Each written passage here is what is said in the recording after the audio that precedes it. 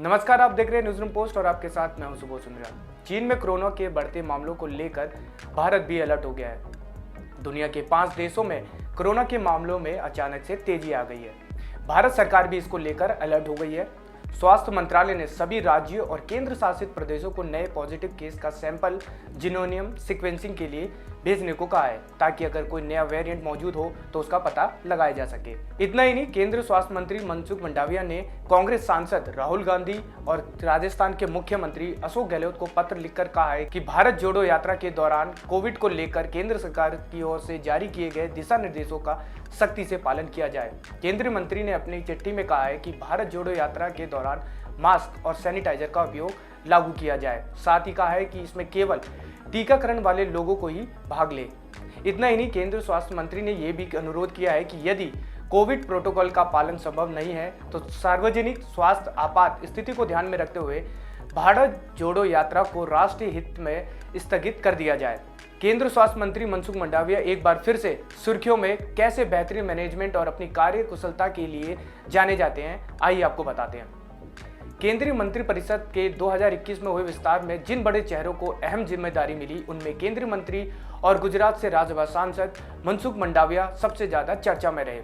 50 साल के मनसुख मंडाविया के बारे में आज से 9 साल पहले पीएम ने एक भविष्यवाणी की थी, जो आज सच साबित हुई।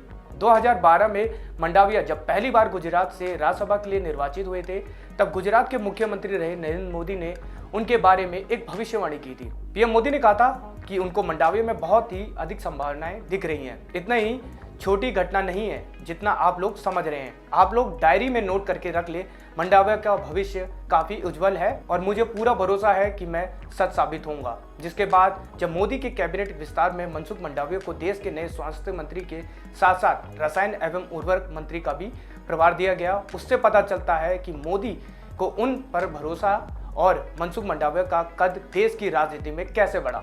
क्योंकि मनसुख मंडाविया को प्रधानमंत्री नरेंद्र मोदी ने स्वास्थ्य एवं परिवार कल्याण मंत्रालय में डॉक्टर हर्षवर्धन की जगह कैबिनेट में अपना साथी बना दिया था। आपको बता दें कि उनका जन्म 1 जून 1972 को गुजरात के भावनगर जिले के पलिताना तालुक के हनोल गांव में हुआ था। 20 साल की उम्र में वे 1992 में अखिल भारतीय विद्यार्थी परिषद से जुड़े और बहुत ही जल्द ही प्रदेश कार्यकारिणी के सदस्य भी बन गए। यहाँ से जो उनका राजनीतिक सफर शुरू हुआ साल 2002 में, जब मनसुख मंडाविया गुजरात के पलिताना से विधायक बने थे, तो उस वक्त उनकी उम्र महज 30 साल थी।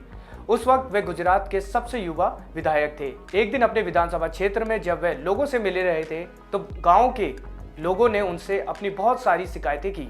किसी ने कहा, विधायक जी, मेरे घर के सामने नाली का पानी बाहर आ जाता है और आने जाने में बहुत दिक्कत होती है। मनसुख मंडाविया ने नाली को देखा और यहाँ पाया कि नाली तो अच्छी बनी हुई है, लेकिन उनकी सफाई नहीं हुई है और इसी वजह से पानी बाहर आ रहा है। उन्होंने शिकायत करने वालों को कहा कि शनिवार और इतवार में मैं और मेरी पत्नी आएंगे और आपके घर के सामने की नाली साफ कर देंगे, ताकि आपको आने जाने में कोई दिक्कत नहीं हो। मंडाविया की इस बात ने शिकायत करने वाले और उस गाँव के दूसरे लोगों को कर्तव्य बोध का एहसास कराया और उन लोगों को लगा कि मामूली काम तो उनका अपना है और गांव के लोगों ने खुद ही नाली की सफाई शुरू कर दी। काम करने के उनके इस अंदाज ने स्थानीय स्तर पर उन लोगों ने के बीच काफी लोकप्रिय बन गए। जहां सरकारी योजनाओं के तहत और विधायक निधि के जरिए काम होना होता है, वहां वे इन रास्तों को अपनाते थे और जहां जन भागीदारी से काम हो सकता था, वहां वे लोगों को एकजुट करके काम कराते थे। साल 2012 में वे राज्यसभा के लिए निर्वाचित हुए। 2018 में उन्हें दोबारा राज्यसभा भेजा गया। 2019 में पीएम मोदी ने उन्हें अपने मंत्री परिषद में शामिल किया। गुजरात की तरह केंद्र में भी पहली बार केंद्रीय मंत्री बनने के बाद मनसुख मंडाविया ने अपनी पहचान काम करके दिखाने वाले मंत्री के बनाई। आमतौर पर राज्य मंत्रियों के पास कोई खास जिम्मेदारी नहीं होती है। ऐसे में रसायन एवं उर्वरक मंत्रालय के राज्य मंत्री के तौर पर उन्होंने एक ऐसी योजना को अपने हाथ में लिया जिस पर किसी को कोई खास ध्यान नहीं था और जो योजना बहुत ही बुरी स्थिति में थी। इस योजना का अब नाम है प्रधानमंत्री भारतीय जन औषधि परियोजना। इस योजना के तहत जन औषधि केंद्र चलाए जाते हैं, जहाँ बहुत ही कम कीमत पर जेनरिक दवाएं मिलती हैं। जब 2014 में केंद्र की मोदी सरकार बनी थी, तो उस वक्त जन औषधि केंद्रों की संख्या सिर्फ 99 थी। जब मनसुख मंडाविया ने इस योजना का काम अपने हाथों में लिया, तो उस वक्त इन केंद्रों की संख्या 300 के आसपास थी।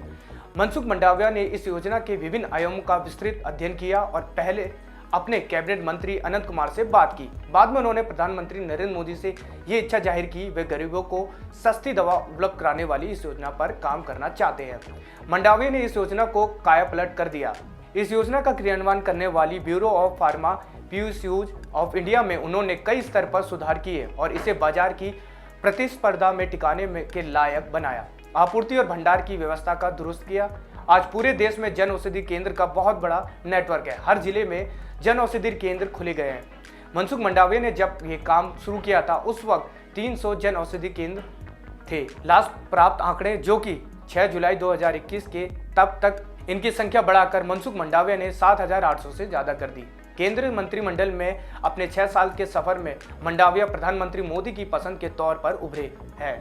तो उसकी सबसे ज़्यादा प्रमुख वजह यह है कि उन्हें जो भी काम जिम्मेदारी मिली उन्होंने बहुत ही ईमानदारी से निभाया और उसे काम करके दिखाया भी। जब कोरोना की दूसरी लहर में देश में रेमडेसिविर की जरूरत पड़ी तो उन्होंने फार्मा विभाग के मंत्री के तौर पर यह सुनिश्चित किया कि 24 घंटे के अंदर देश की उत्पादन क्षमता में बढ़ोतरी हो। उन्होंने निजी कंपनियों से खुद ही संपर्क साधा और हर दिन मॉनिटरिंग करके ये सुनिश्चित किया कि कम से कम में इसकी आपूर्ति कैसे सुधारे। ऐसे ही जब ब्लैक फंगस बढ़ा तो उन्होंने इसके इंजेक्शन एम्फोटेरेसिन बी के भारत में हो रहे उत्पादन को सिर्फ 2 महीने में बढ़ाकर 6 गुना कर सुनिश्चित किया।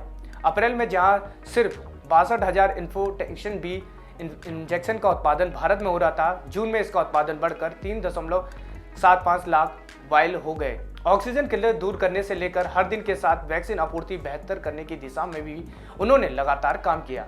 प्रधानमंत्री मोदी ने अगर उन्हें स्वास्थ्य मंत्रालय की जिम्मेदारी दी तो दवाओं और खास तौर पर कोरोना संकट के दौरान जरूरी इंजेक्शन और दवाओं के मोर्चों पर मनसुख मंडाविया ने जो काम किए हैं वो एक मुख्य वजह रही जिससे मनसुख मंडाविया भारत सरकार के 2 प्रमुख मंत्रालय के कैबिनेट मंत्री की जिम्मेदारी तक पहुंचे हैं और अभी स्वास्थ्य एवं परिवार कल्याण मंत्रालय के अलावा रसायन एवं उर्वरक मंत्रालय की जिम्मेदारी संभाल रहे हैं। इसके अलावा मनसुख मंडाविया की एक अलग पहचान साइकिल वाले मंत्री की भी रही है। जब वे पहली बार मंत्री बने तो उन्होंने शपथ ग्रहण के लिए साइकिल से राष्ट्रपति भवन पहुंच गए थे। दूसरी बार भी शपथ ग्रहण के लिए वे साइकिल से ही गए थे।